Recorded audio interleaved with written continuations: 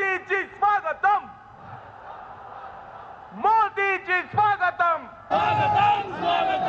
Brigade बोले स्वागतम, नरेंद्र मोदी स्वागतम, नरेंद्र मोदी स्वागतम। এবার শান্ত হয়ে বসুন। যার জন্য প্রায় সকাল থেকে আপনারা অপেক্ষা করছেন, ভারতবর্ষের যশস্বী প্রধানমন্ত্রী, আমাদের নয়নের মণি, আমাদের সর্বোচ্চ নেতা, বিশ্বের জনপ্রিয় নেতা শ্রী নরেন্দ্র মোদীজি ব্রিগেডের এই ঐতিহাসিক সভা মঞ্চে হাজির হয়েছেন। একবার জোরদার করতালি দিয়ে তাকে আমরা স্বাগত জানাবো। এখন মাননীয় নরেন্দ্র মোদীজিকে আমাদের এই সারা পশ্চিমবঙ্গের 10 লক্ষ যে সমবেত জনতার পক্ষ থেকে ভারতীয় জনতা পার্টির পশ্চিমবঙ্গের সভাপতি শ্রী শ্রমিক ভট্টাচার্য রজনীগন্ধার মালা পরিয়ে স্বাগত জানাবেন। আর আপনারাও এই যতক্ষণ বরণ পর্ব চলবে হাততালি চালিয়ে যাবেন। মাননীয় শ্রমিক দা এখন রজনীগন্ধার মালা পরিয়ে তাকে স্বাগত জানাবেন।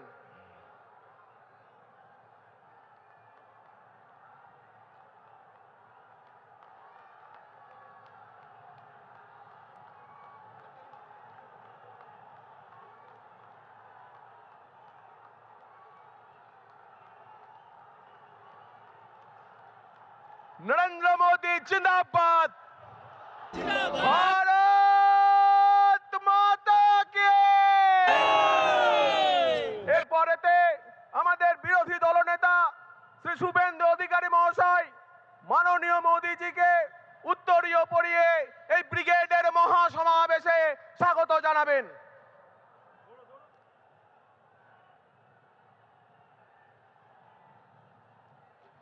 প্রখ্যাত চিত্রশিল্পী শ্রী সুব্রত গঙ্গোপাধ্যায়ের আঁকা ঋষি বঙ্কিমচন্দ্র চট্টোপাধ্যায়ের একটি চিত্র মাননীয় প্রধানমন্ত্রীজিকে উপহার দিচ্ছেন আমাদের সভাপতি শ্রী শ্রমিক ভট্টাচার্য মহাশয়। মা দুর্গার মাটিতে মা দুর্গার একটি মূর্তি আমাদের বিরোধী দলনেতা শুভেন্দু অধিকারীজি মাননীয় মোদীজিকে উপহার দেবেন। ভারত মাতা কে জয় শ্রীরাম, নরেন্দ্র মোদী জিন্দাবাদ। এখন পশ্চিমবঙ্গের বিরোধী দলনেতা শ্রী শুভেন্দু অধিকারী আপনাদের সামনে বক্তব্য রাখবেন, তাকে আপনারা স্বাগত জানান।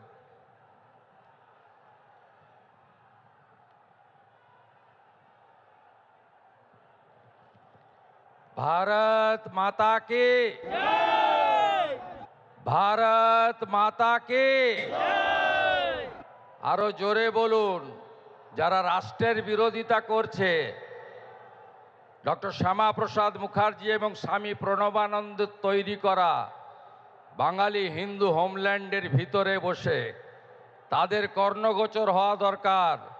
ভারত মাতা কি, জয় জয় শ্রীরাম। হরে কৃষ্ণ মন্ত্রের সাথে আমি পশ্চিম বাংলার দার্জিলিং থেকে দীঘা, কাকদ্বীপ থেকে কোচবিহার, লক্ষ লক্ষ মানুষ যারা এসেছেন, গণদেবতা জনতা জনার্দন, বিশ্বের সর্ববৃহৎ রাজনৈতিক দল যার একটাই মন্ত্র, রাষ্ট্র সর্বোপরি, রাষ্ট্র সর্বোপরি, নেশন ফার্স্ট, নেশন ফার্স্ট। বিজেপির দেবতুল্য কার্যকর্তাকে প্রণাম জানাই। আমরা শুনব বিশ্বের সর্বশক্তিমান নেতা, বিশ্বের সর্বশ্রেষ্ঠ জনপ্রিয় নেতা যশস্বী প্রধানমন্ত্রী নরেন্দ্র মোদীজির বক্তব্য। আমরা আজ বক্তব্য রাখব না।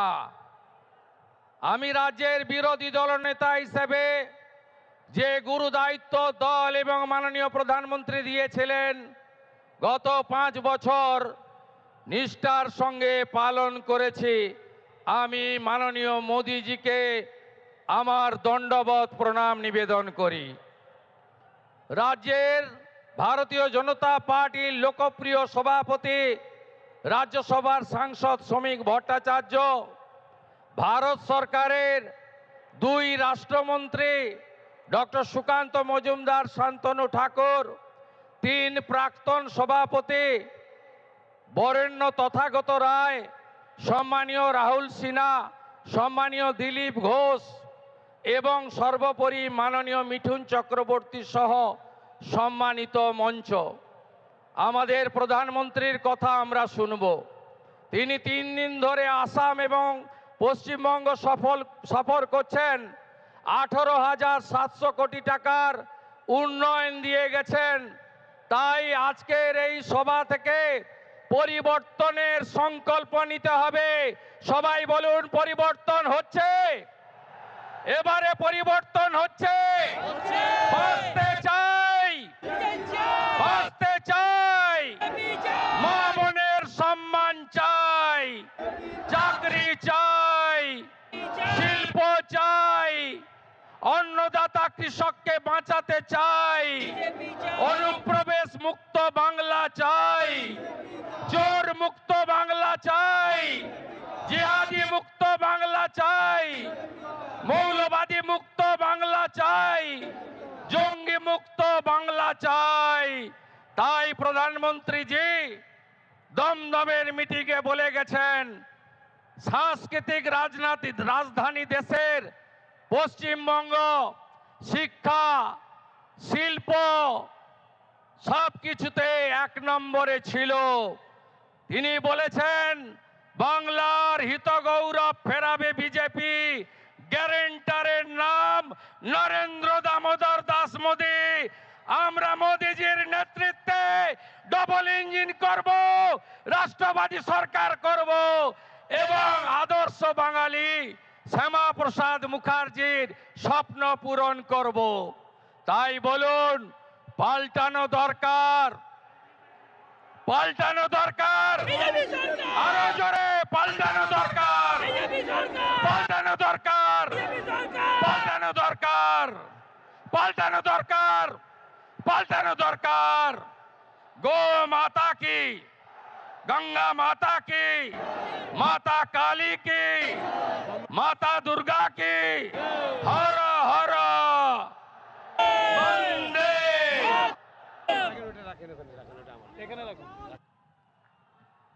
ধন্যবাদ শুভেন্দু দাকে।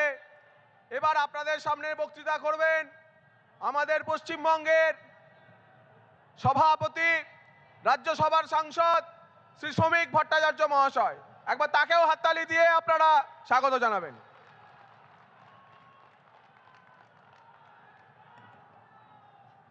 পৃথিবীর জনপ্রিয়তম রাজনৈতিক ব্যক্তিত্ব তথা ভারতের প্রধানমন্ত্রী,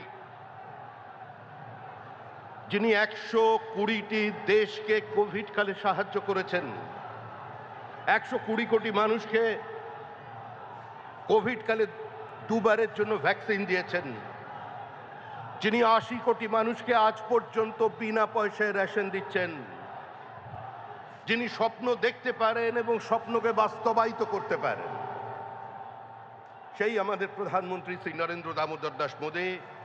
প্রিয় বিরোধী দলনেতা শ্রী শুভেন্দু অধিকারী, শ্রী সুকান্ত মজুমদার,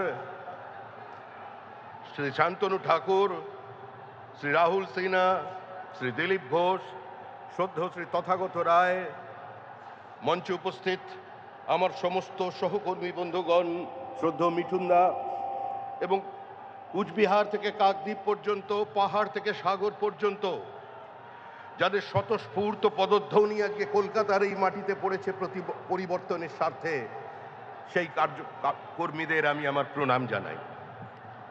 দেখুন, এই মাটি আমাদের মসৃণ হয়নি। 2016 সাল থেকে প্রায় 300 জনের বেশি বিজেপি কর্মীর রক্তের ওপর দিয়ে চলে আজকে আমরা এই ব্রিগেডে পৌঁছেছি। আমরা এসেছি শুধুমাত্র একটাই লক্ষ্যে, 2026-এর নির্বাচন, তৃণমূলের বিসর্জন। এর আগেও এই ব্রিগেড থেকে বহু মানুষ বহু বক্তব্য শুনেছেন।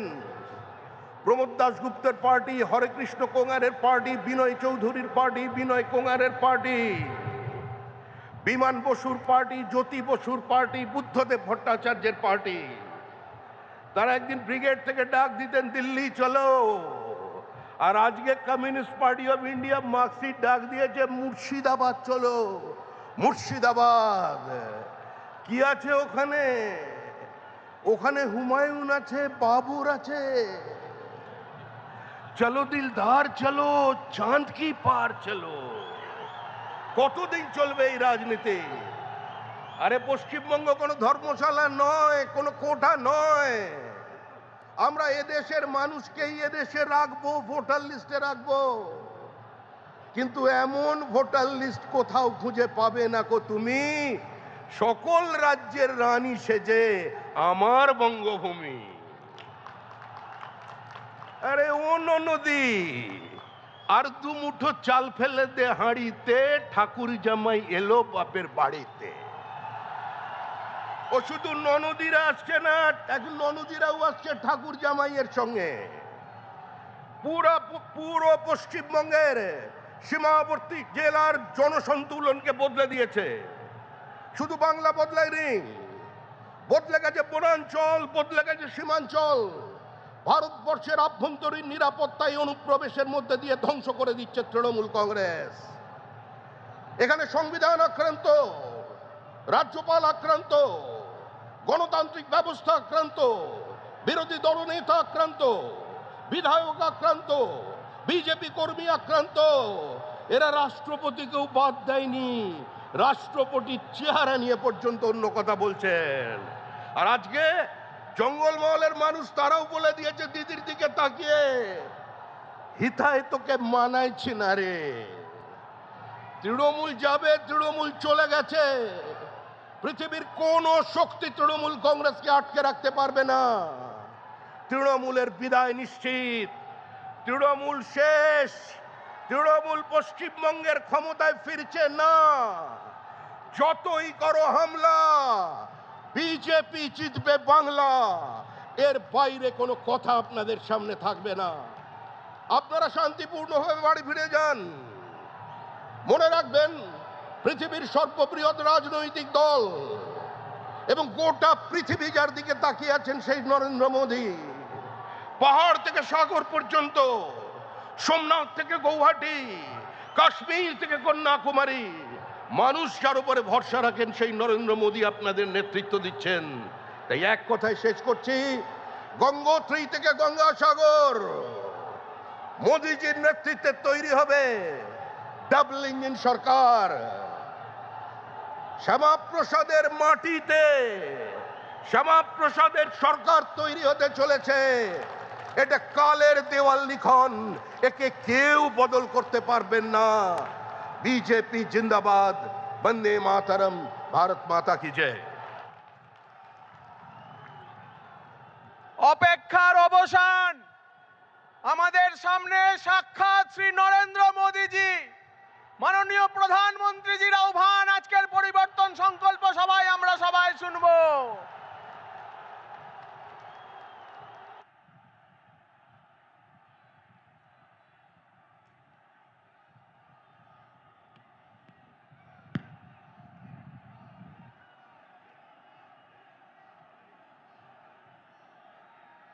भारत माता की भारत माता की। ये बेटी कब से चित्र लेके खड़ी है, कोई कलेक्ट कर लीजिए ताकि वो बेटी आराम से बैठ सके। जरा एसपीजी के लोग ये कलेक्ट कर लीजिए। धन्यवाद बेटा, बहुत बढ़िया चित्र बनाया आपने। भारत माता की, भारत माता की। আমার প্রিয় পশ্চিমবঙ্গবাসী ভাইও বোনেরা, আমার অন্তরের অন্তঃস্থল থেকে সুশ্রদ্ধ প্রণাম। बंगाल की ऐतिहासिक धरती, ये ब्रिगेड परेड ग्राउंड का ऐतिहासिक मैदान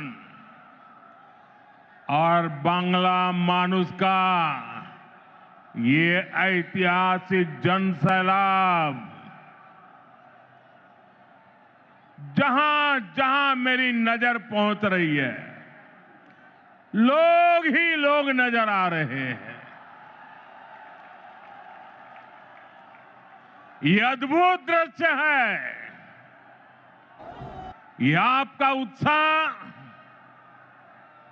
ये आपका जोश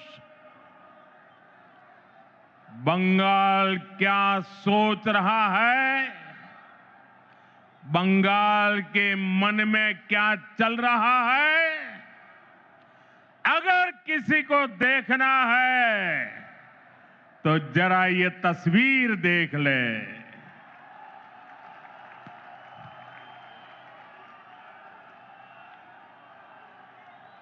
ब्रिगेड परेड ग्राउंड का इतिहास साक्षी है।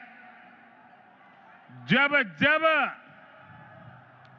बंगाल देश को दिशा देता है, ये ब्रिगेड मैदान बंगाल की आवाज बनता है।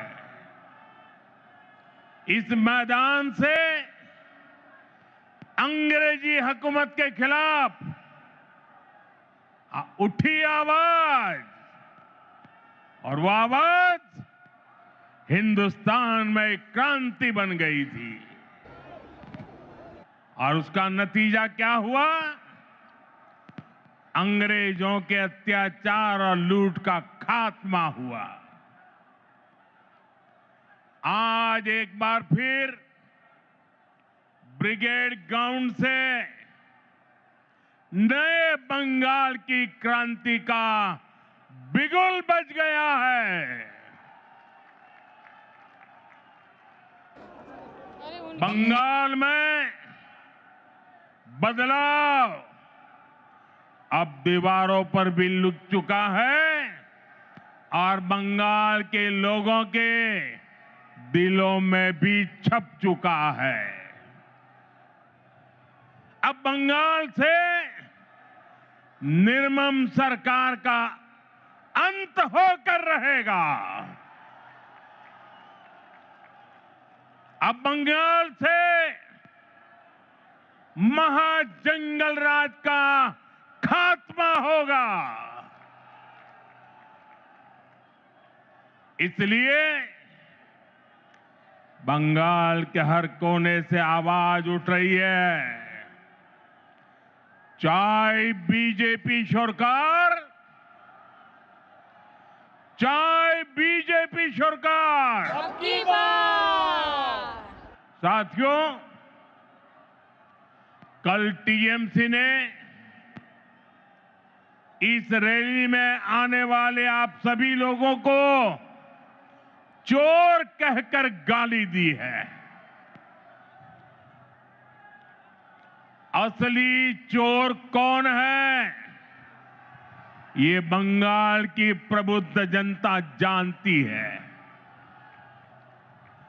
अपनी कुर्सी जाते हुए देखकर यहां की निर्मम सरकार बौखला गई है। साथियों, आज भी इस विशाल सभा को रोकने के लिए निर्मम सरकार ने सारे हथियार निकाल लिए। आप लोगों को आने से रोकने के लिए ब्रिज बंद करवा दिए, गाड़ियां रुकवा दी, ट्रैफिक जैम करवाया, भाजपा के झंडे उखड़वा दिए, पोस्टर फड़वा दिए। लेकिन निर्मम सरकार, साफ साफ देख लो, आज के जनसैलाब को रोक नहीं पाई हो। बंगाल में महाजंगल राज लाने वालों का काउंटडाउन शुरू हो चुका है।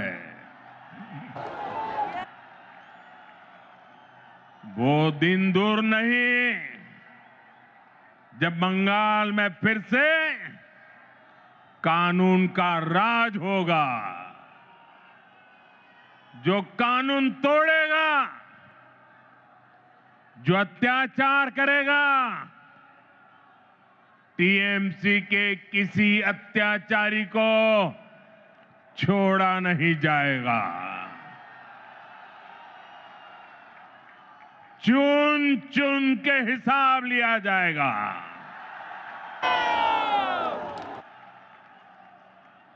भाइयों बहनों, यहां की निर्मम सरकार चाहे अब जितना जोर लगा ले, परिवर्तन की इस आंधी को अब निर्मम सरकार रोक नहीं पाएगी। भाजपा के साथ, एनडीए के साथ महिषासुर मर्दिनी का आशीर्वाद है। श्री रामकृष्ण परमहंस, स्वामी विवेकानंद, नेताजी सुभाष चंद्र बोस, ऋषि बंकिम चंद्र, गुरुदेव रविंद्रनाथ टैगोर, ईश्वर चंद्र विद्यासागर, बागा जतीन और खुदीराम बोस, डॉक्टर श्यामा प्रसाद मुखर्जी, लोक माता रानी रोशमनी, ऐसी सभी महान विभूतियों ने जिस बंगाल की परिकल्पना की थी, भारतीय जनता पार्टी की सरकार उस बंगाल का निर्माण करेगी, नवनिर्माण करेगी। साथियों, बंगाल का विकास नेक नियत से होगा, सही नीतियों से होगा। बंगाल में अभी हमारी सरकार नहीं है, लेकिन फिर भी केंद्र सरकार के जरिए बीजेपी दिन रात बंगाल के विकास में लगी हुई है। आज भी अभी मैंने 18,000 करोड़ रुपए 18,000 करोड़ रुपए से अधिक की परियोजनाओं का उद्घाटन और शिलान्यास किया है। अभी 18,000 करोड़ कितना 18,000 करोड़ कितना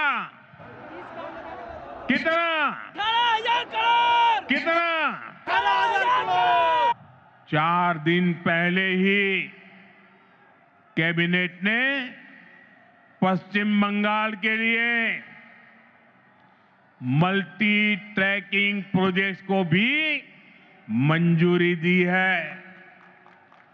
ये सभी प्रोजेक्ट पश्चिम बंगाल में कनेक्टिविटी को बेहतर बनाएंगे।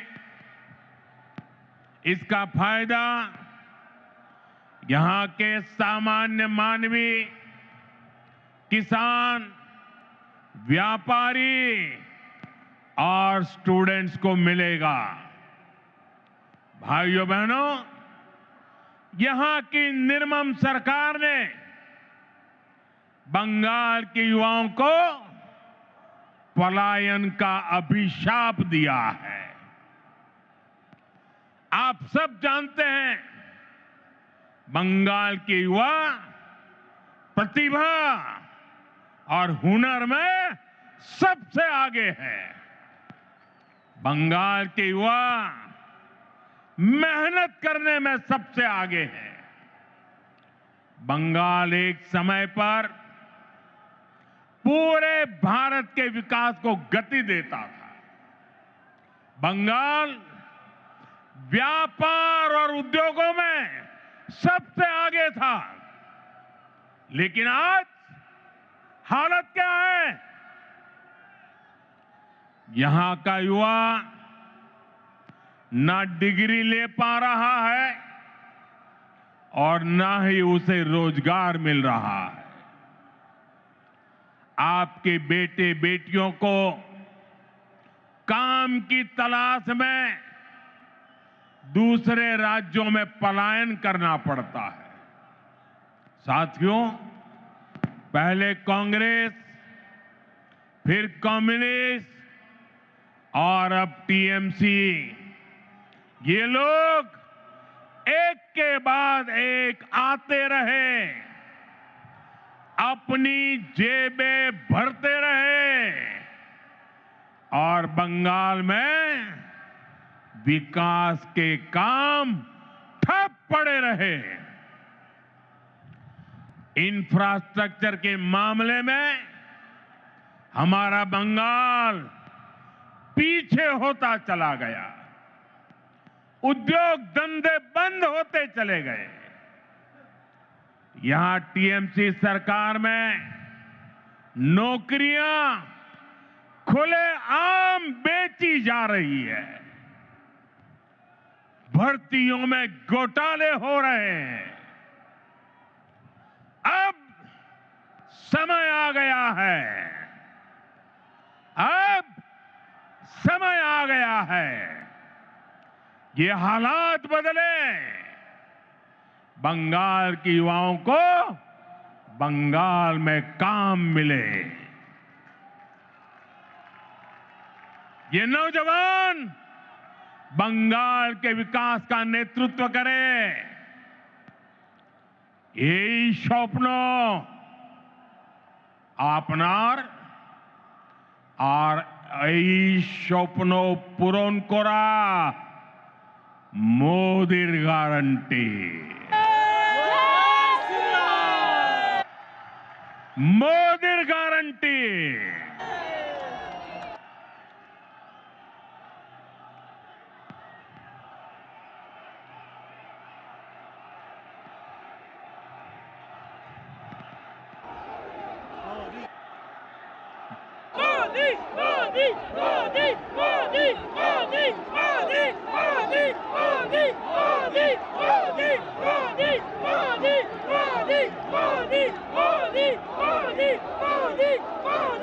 साथियों, टीएमसी सरकार का एक ही एजेंडा है। ये टीएमसी वाले न खुद काम करेंगे न करने देंगे। जब तक इनको अपना कट मनी नहीं मिल जाता, ये किसी भी योजना को गांव गरीब तक नहीं पहुंचने देते। इसलिए टीएमसी सरकार केंद्र की योजनाओं को रोक कर रखती है। आप देखिए, हम कारीगरों और कामगारों को आगे बढ़ाने के लिए पीएम विश्वकर्मा योजना चला रहे हैं। हमारे कुम्हार, लोहार, बढ़ई, ऐसे हुनरमंद लोगों को इसका लाभ मिल रहा है। लेकिन निर्मम सरकार ने बंगाल में योजना पर ब्रेक लगा रखी है। मुझे बताइए भाइयों, मेरे इन विश्वकर्मा भाइयों को भारत सरकार के पैसे पहुंचने चाहिए कि नहीं पहुंचने चाहिए? पहुंचने चाहिए। उनको मदद मिलनी चाहिए कि नहीं मिलनी चाहिए? मिलनी चाहिए। उनका भविष्य उज्जवल होना चाहिए कि नहीं होना चाहिए? चाहिए। केंद्र सरकार पैसे दे रही है, बंगाल को कुछ नहीं करना है, लेकिन उसके बावजूद भी ये विश्वकर्मा समाज के मेरे छोटे छोटे भाई बहनों को उसे वंचित रखा जाता है। साथियों, देशवासियों को मुफ्त बिजली देने के लिए हमने पीएम सूर्यघर मुफ्त बिजली योजना शुरू की है। केंद्र की भाजपा सरकार इसके लिए हर लाभार्थी को 75 से 80 हजार रुपया देती है। आपको, बंगाल के मेरे भाई बहनों को, हर परिवार को मोदी सरकार 75 से 80 हजार रुपया देती है। जो लाभार्थी पीएम सूर्यघर मुफ्त बिजली योजना से जुड़ता है, उसके घर का बिजली बिल 0 हो जाता है। लेकिन बंगाल सरकार इसे भी लागू नहीं होने दे रही। आप मुझे बताइए, आपका बिजली बिल 0 होना चाहिए कि नहीं? बिजली बिल 0 करने के लिए मोदी की मदद मिलनी चाहिए कि नहीं मिलनी चाहिए? मिलनी चाहिए। जो इसे रोकते हैं वो आपके दुश्मन है कि नहीं है? बंगाल के दुश्मन है कि नहीं है? हर परिवार के दुश्मन है कि नहीं है? साथियों, बंगाल के विकास में चाय बागानों और उनमें काम करने वाले श्रमिकों की बड़ी भूमिका है। लेकिन चाय बागानों के श्रमिकों को पीएम चाय श्रमिक प्रोत्साहन योजना का लाभ नहीं मिल रहा है। मुझे बताइए, चाय बागान के मेरे श्रमिकों को ये लाभ मिलना चाहिए कि नहीं मिलना चाहिए? मिलना चाहिए। उनको मदद मिलनी चाहिए कि नहीं मिलनी चाहिए? मिलनी चाहिए। केंद्र सरकार की इस योजना में बंगाल सरकार रोड़े अटका रही है। साथियों, आप सबने देश भर में पीएम आवास योजना की सफलता के बारे में सुना है। दुनिया के लोग भी जब सुनते हैं ना, अचरज करते हैं। जो लोग बंगाल से बाहर रह रहे हैं, ऐसे हर गरीब परिवार को पक्का घर मिल रहा है। लेकिन यहां क्या हुआ? योजना का नाम बदल दिया गया, लाभार्थियों की सूची में गड़बड़ की और जिन गरीबों को घर मिलना चाहिए था, वे आज भी इंतजार कर रहे हैं। ईमानदारी से, ट्रांसपेरेंसी से बंगाल के गरीबों को पक्का घर मिलना चाहिए कि नहीं मिलना चाहिए? मिलना चाहिए। ये टीएमसी सरकार मिलने देगी क्या? ये निर्मम सरकार मिलने देगी क्या? कुछ नहीं। ये सरकार जानी चाहिए कि नहीं जानी चाहिए? मिलना चाहिए। गरीबों को घर मिलना चाहिए कि नहीं मिलना चाहिए? मिलना चाहिए। साथियों, इतना ही नहीं, यही हाल जल जीवन मिशन का भी है। बंगाल में लोग पूछ रहे हैं, जब देश के बाकी हिस्सों में हर घर जल पहुंच सकता है, तो बंगाल में क्यों नहीं? भाइयों बहनों, केवल बिजली, पानी, सड़क और घर, इसकी बात नहीं है। ये टीएमसी सरकार अपनी स्वार्थी राजनीति की वजह से आयुष्मान योजना को लागू नहीं कर रही है। देश के करोड़ों लोग इस योजना के तहत 5 लाख रुपए तक के मुफ्त इलाज का लाभ उठा रहे हैं। मुझे बताइए, गरीबों को बीमारी में 5 लाख रुपए तक की मदद पहुंचनी चाहिए कि नहीं पहुंचनी चाहिए? मोदी दे रहा है, मिलनी चाहिए कि नहीं मिलनी चाहिए? ये टीएमसी सरकार बीमार लोगों की भी दुश्मन है कि नहीं है? अत्याचारी है कि नहीं है? लेकिन बंगाल के गरीब परिवारों को 5 लाख रुपया वाली आयुष्मान योजना से भी, उस अधिकार से भी वंचित रखा गया है। साथियों, आज बंगाल के किसान की हालत भी किसी से छिपी नहीं है। मुझे बताया गया है कि 2-3 दिन पहले ही चंद्रकोना में हमारे एक आलू किसान ने खुदकुशी कर ली है, आत्महत्या कर ली है।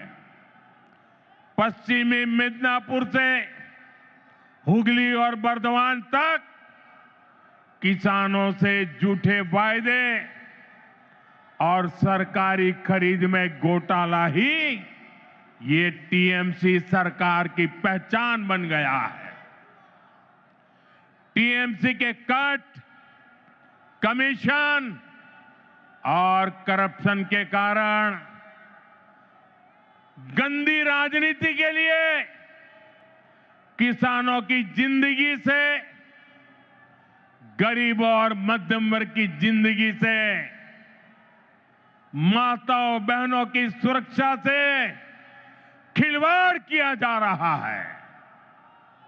इसलिए टीएमसी जाएगी तो हर गरीब को पक्का घर मिलेगा। गरीब को पक्का घर मिलना चाहिए कि नहीं मिलना चाहिए? मिलना चाहिए कि नहीं मिलना चाहिए? मिलना चाहिए। ये मोदी की गारंटी है। हर गरीब परिवार को बता देना, जैसे ही टीएमसी की सरकार जाएगी, गरीबों का पक्का घर बनना शुरू हो जाएगा।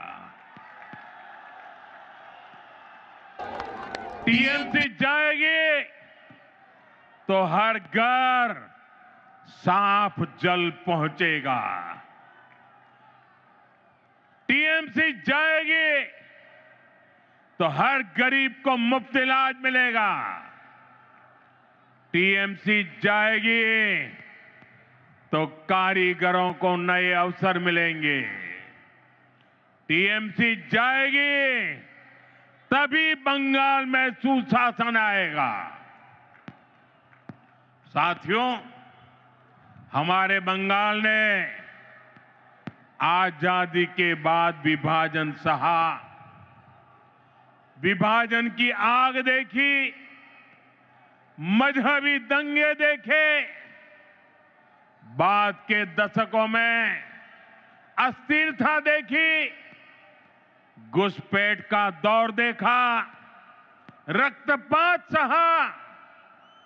इस सब की सबसे बड़ी भुक्तभोगी अगर कोई थी तो बंगाल की माताएं, बहनें, बेटियां, बंगाल की महिलाएं थी। लेप की सरकार में अपहरण, हत्या, बलात्कार का वो दौर कोई नहीं भूल सकता। इसलिए बंगाल के आप लोग लेप को हटाकर बड़ी आशा के साथ टीएमसी को लेकर आए। आपने टीएमसी पर भरोसा किया, लेकिन टीएमसी ने लेप के गुंडों और माफियाओं को ही अपनी पार्टी में भर्ती कर लिया। आज बंगाल में अपराधियों को खुली छूट है। आए दिन बहन बेटियों के खिलाफ दिल दहलाने वाले अपराध होते हैं। बंगाल का कोई इलाका ऐसी घटनाओं से अछूता नहीं है। आप याद करिए, कॉलेज परिसर में दुष्कर्म की घटना, नाबालिग बेटियों से दुष्कर्म के मामले, टीएमसी कार्यालय में महिला से बलात्कार, 7-8 साल की बच्चियों से बलात्कार के खौफनाक कुकृत्य, कहीं आदिवासी बेटी के साथ दुष्कर्म, ऐसे ज्यादातर मामलों में अपराधी कोई न कोई टीएमसी का नेता होता है या टीएमसी से जुड़ा होता है। साथियों, यहां निर्मम सरकार खुलेआम बलात्कारियों को संरक्षण देती है, अपराधियों को बचाने की पूरी कोशिश की जाती है। आप मुझे बताइए, अपराधियों को बचाया जाता कि नहीं बचाया जाता? बलात्कारियों को बचाया जाता कि नहीं बचाया जाता? संदेश खाली की वो तस्वीरें और टीएमसी का रवैया, आरजीकर अस्पताल की उस बेटी के साथ हुई दरिंदगी, बंगाल के लोग भूले नहीं हैं। टीएमसी कैसे खुलेआम अपराधियों के साथ खड़ी नजर आती थी। साथियों, इसी मानसिकता का परिणाम है आज महिलाओं के खिलाफ एसिड अटैक जैसे घिनौने अपराध इतने ज्यादा मात्रा में पश्चिम बंगाल में हो रहे हैं। जो बंगाल एक समय देश का सबसे प्रगतिशील राज्य होता था, आज वहां शाम होते ही माएं बेटियों को फोन करके कहती है, बाड़ी फिर ऐशो सौंदे न माराइए। शक्ति की पूजा करने वाले बंगाल को ऐसे हालात मंजूर नहीं होंगे। मैं बंगाल की मेरी माताओं बहनों को भरोसा दिलाता हूं, आप भाजपा को, बीजेपी को अपना आशीर्वाद दीजिए। बीजेपी सरकार में महिलाएं सुरक्षित होगी और अपराधी जेल में होंगे, और ये मोदी की गारंटी है।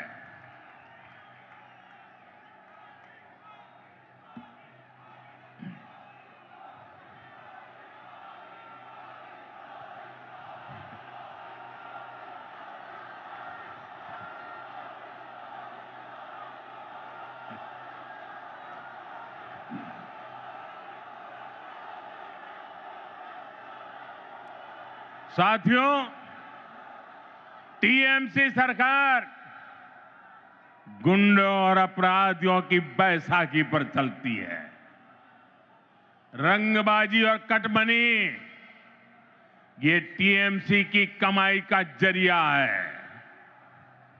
ये लोग जानते हैं, जिस दिन बंगाल के लोग खुलकर सामने आ गए, टीएमसी की विदाई पक्की है। और मैं ये दृश्य देख करके कह सकता हूं, अब टीएमसी को बचाने वाला कोई नहीं बचा है।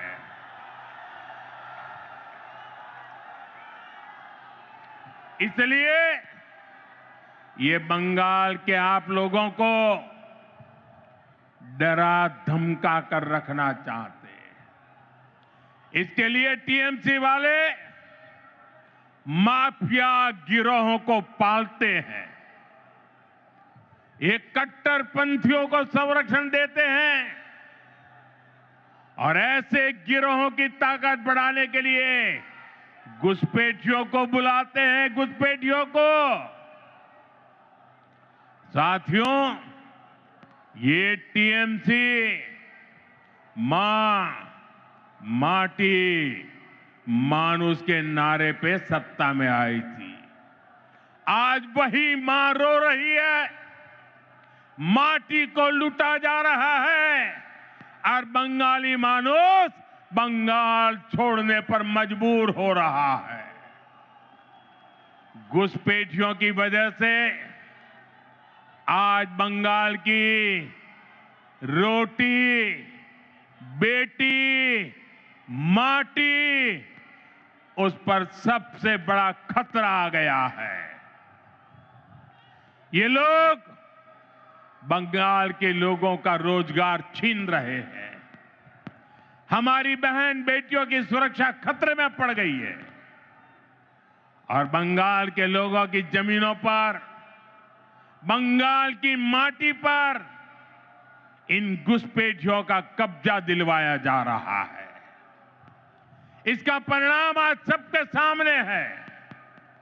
बीते दशकों में बंगाल के ज्यादातर इलाकों में डेमोग्राफी बदल गई है।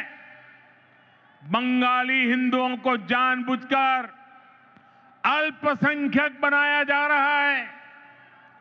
तुष्टीकरण का ऐसा खुला खेल, जब शरणार्थी हिंदुओं को नागरिकता देने की बात होती है तो पूरी टीएमसी उसका विरोध करती है। वो हिंदू जिन्होंने कभी विभाजन का समर्थन नहीं किया था, जिन्होंने हमेशा अविभाजित बंगाल को, भारत को अपनी मातृभूमि माना, टीएमसी वाले उन्हें नागरिकता देने का विरोध करते हैं, क्योंकि उनके लिए उनकी वोट बैंक ही सबसे प्रमुख है।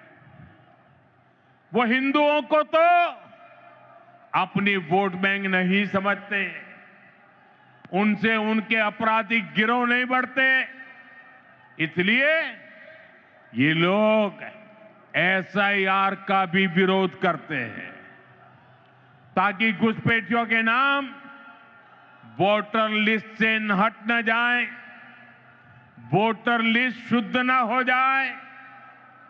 और ये तो ऐसे लोग हैं जिनकी मृत्यु हो चुकी है, उनके भी नाम निकालने के लिए तैयार नहीं है। भाइयों बहनों, डेमोग्राफी के इस खतरनाक बदलाव ने आज बंगाल को असुरक्षित बना दिया है और अब तो यहां खुलेआम धमकी दी जा रही है। कहा जा रहा है एक खास कम्युनिटी वाले मिलकर आप लोगों को खत्म कर देंगे। संविधान की कुर्सी पर बैठकर ऐसी धमकी, करोड़ों बंगाली लोगों को खत्म करने की बात आपके मुंह में शोभा नहीं देती है। मैं पूछना चाहता हूं, वो कौन लोग हैं जो टीएमसी सरकार के इशारों पर करोड़ों लोगों को खत्म कर देंगे? साथियों, धमकाने डराने की इस राजनीति को टीएमसी ने इसे अपना हथियार बना लिया। चुनाव में वोटरों को धमकी, सरकार की नीतियों के आलोचकों को धमकी, मीडिया को धमकी, विपक्ष को धमकी। ये बंगाल में खौफ का कैसा माहौल बनाकर रखना चाहते हैं, ये पूरे देश को जानना चाहिए। ये लोग कहते हैं तृणमूल को जिसका वोट नहीं, टीएमसी को जिसका वोट नहीं, तो वो बंगाली नहीं। तृणमूल को वोट नहीं तो सरकार योजना का उसे लाभ नहीं। तृणमूल को वोट नहीं तो घरों में बिजली पानी नहीं। टीएमसी सिंडिकेट के जरिए नहीं जाओगे तो कोई सप्लाई नहीं। लेकिन साथियों, मैं टीएमसी को याद दिलाना चाहता हूं, टीएमसी की गुंडागर्दी के दिन अब खत्म होने जा रहे हैं।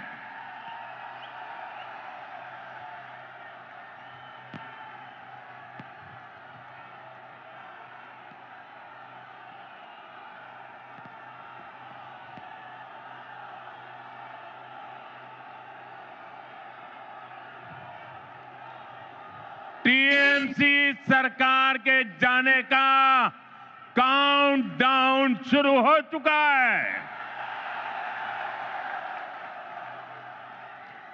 यहां बंगाल में बीजेपी सरकार बनने के बाद एक तरफ हम सबका साथ सबका विकास ये मंत्र लेकर चलेंगे और दूसरी तरफ सबका हिसाब लिया जाएगा।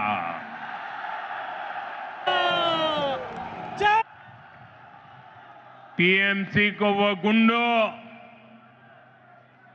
ये टीएमसी के वो गुंडे जो आपको डराते हैं, बीजेपी सरकार में उनके डर भरे दिन शुरू होना तय है।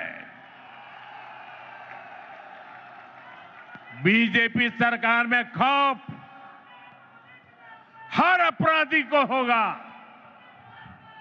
खौफ हर घुसपैठिए को होगा, खौफ तुष्टीकरण की राजनीति करने वालों को होगा, क्योंकि कानून अपना काम करेगा, कानून का राज आएगा। ऐसे लोगों को मुंह छिपाने की जगह नहीं मिलेगी। ऐसे अपराधियों को सिर्फ एक ही जगह होगी, एक ही जगह होगी, जेल, जेल, जेल। साथियों, बंगाल की निर्मम सरकार में आज सबसे ज्यादा प्रताड़ित यहां का दलित, आदिवासी और हमारे गरीब भाई बहन है। आदिवासी समाज के साथ कैसा अन्याय होता है ये किसी से छिपा नहीं है, लेकिन अब तो टीएमसी सरकार इन्होंने सभी सीमाएं लांघ दी है। आप देखिए, अभी कुछ दिन पहले हमारे देश की महामहिम राष्ट्रपति, आदिवासी समाज की बेटी आदरणीय द्रौपदी मुर्मू जी बंगाल आई थी। उन्हें संथाल आदिवासी परंपरा के पावन उत्सव में शामिल होना था, लेकिन अहंकार में डूबी इस निर्मम सरकार ने न केवल उस कार्यक्रम का बहिष्कार किया, बल्कि उसे पूरी तरह बदइंतजामी के हवाले कर दिया। क्योंकि एक आदिवासी बेटी इतने बड़े पद पर है, टीएमसी वालों को उनका सम्मान मंजूर नहीं हुआ। द्रौपदी मुर्मू जी जो हमेशा अपनी सरलता के लिए जानी जाती है, उन्हें खुद बड़े दुखी मन से खेद व्यक्त करना पड़ा। भारत के राष्ट्रपति को अपनी तकलीफ बतानी पड़ी। टीएमसी वालों को ये याद रखना पड़ेगा, उन्होंने केवल द्रौपदी मुर्मू जी का अपमान नहीं किया है, उन्होंने करोड़ों आदिवासियों का अपमान किया है, उन्होंने करोड़ों महिलाओं के सम्मान को ठेस पहुंचाई है उन्होंने देश के सर्वोच्च पद की गरिमा को ठेस पहुंचाई है। इन्होंने भारत के संविधान का अपमान किया है। इन्होंने बाबा साहब आंबेडकर का अपमान किया है और इसका जवाब बंगाल के लोगों से टीएमसी को मिलने वाला है, निर्मम सरकार को मिलने वाला है। साथियों, टीएमसी सरकार ने बंगाल को पूरी तरह से अराजकता के हवाले कर दिया है।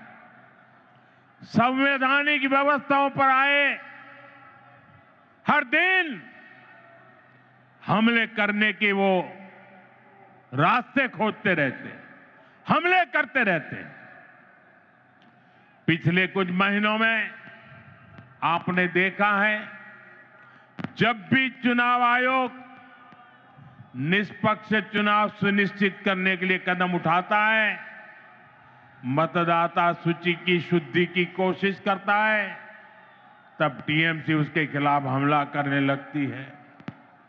जो संस्था स्वतंत्र और निष्पक्ष चुनाव कराने के लिए जिम्मेदार है, उसी की विश्वसनीयता पर सवाल खड़े किए जाते हैं। ऐसा ही व्यवहार देश की सेना को लेकर दिखाई देता है। जब 2019 में भारतीय वायुसेना ने बालाकोट में आतंकवादी ठिकानों पर निर्णायक कार्रवाई की, तब टीएमसी ने देश की वायुसेना से कार्रवाई का सबूत मांगा। साथियों, यहां राज्य सरकार पुलिस को स्वतंत्र रूप से जांच करने नहीं देती। जब राष्ट्रीय एजेंसियां टीएमसी सरकार के भ्रष्टाचार या गंभीर अपराधों की जांच करना चाहती हैं, तो उन्हें भी रोकने की कोशिश होती है। अब जरा सोचिए, न्याय के लिए लोग आखिर कहां जाएंगे? साथियों, तृणमूल वाले यही अराजकता दिल्ली तक फैलाने की कोशिश करते हैं। आपने संसद में भी देखा है, सदन के भीतर कैसे कागज फाड़े जाते हैं, कैसे बहस को रोका जाता है, कैसे सदन की कार्यवाही को बाधित किया जाता है। देश टीएमसी की शर्मनाक हरकतें देखकर हैरान होता है। साथियों, बंगाल के प्रबुद्ध लोग अब इस अराजकतावादी सरकार के खिलाफ संकल्प ले चुके हैं। इस अराजक सरकार को उखाड़ फेंकने का काम इसी धरती के लोग करने वाले हैं। साथियों, आज यहां जो जनसैलाब उमड़ा है, ये पश्चिम बंगाल की जागती हुई चेतना है। ये उस बदलाव की आहट है जिसका इंतजार वर्षों से किया जा रहा है। पश्चिम बंगाल में दार्जिलिंग की पहाड़ियों से लेकर सुंदरबन के द्वीपों तक, उत्तर बंगाल के चाय बागानों से लेकर कोलकाता की गलियों तक, आज हर जगह पर एक ही चर्चा है, बदलाव चाहिए और ये बदलाव अब होकर रहेगा। साथियों, बंगाल की आत्मा कभी हार मानने वाली नहीं है। बंगाल का नौजवान कभी हार मानने वाला नहीं है। बंगाल की बेटियां कभी हार मानने वाली नहीं है। बंगाल का किसान कभी हार मानने वाला नहीं है। जब जब इस भूमि के सामने चुनौतियां आई है, तब तब यहां की जनता ने साहस के साथ उनका सामना किया है। गुरुदेव रविन्द्रनाथ ठाकुर ने भी हमें संदेश दिया है। उन्होंने कहा था, विपदे मोरे रक्षा करो, ये नोहे मोर प्रार्थना विपदे आमी ना जाए जेनो कोरी बॉय। आज भी वही समय है। कुछ लोग आपको डराने की कोशिश करेंगे, कुछ लोग कहेंगे कि बदलाव संभव नहीं है, लेकिन याद कर रही है और याद जरूर रखें, जब जनता ठान लेती है तो कोई भी ताकत उसे रोक नहीं सकती। और बंगाल की जनता ने जब भी ठाना है, इतिहास बदल कर दिखाया है। आज मुझे इस ऐतिहासिक ब्रिगेड मैदान में वही आत्मविश्वास मेरी आंखों के सामने दिखाई दे रहा है। याद रखिए, इस बार चुनाव सिर्फ सरकार बदलने का नहीं है। इस बार चुनाव बंगाल की आत्मा को बचाने का चुनाव है। इस बार चुनाव व्यवस्था बदलने का है। इस बार चुनाव कटमनी से छुटकारे का है। इस बार चुनाव डर से मुक्ति का है। मैं आने वाले परिवर्तन के लिए मेरे बंगाल के भाइयों बहनों को बहुत बहुत शुभकामनाएं देता हूं। मेरे साथ बोलिए, मेरे साथ पूरी ताकत से बोलिए, पाल्टानो दोरकार, बीजेपी सरकार, पाल्टानो दोरकार, बीजेपी सरकार, पाल्टानो दोरकार, बीजेपी सरकार, पाल्टानो दोरकार। बीजेपी सरकार। पश्चिम बंगेर জনগণের জয় হোক। जय हिंद। भारत माता की, जय भारत माता की। जय वंदे मातरम, वंदे मातरम, वंदे वंदे मातरम, वंदे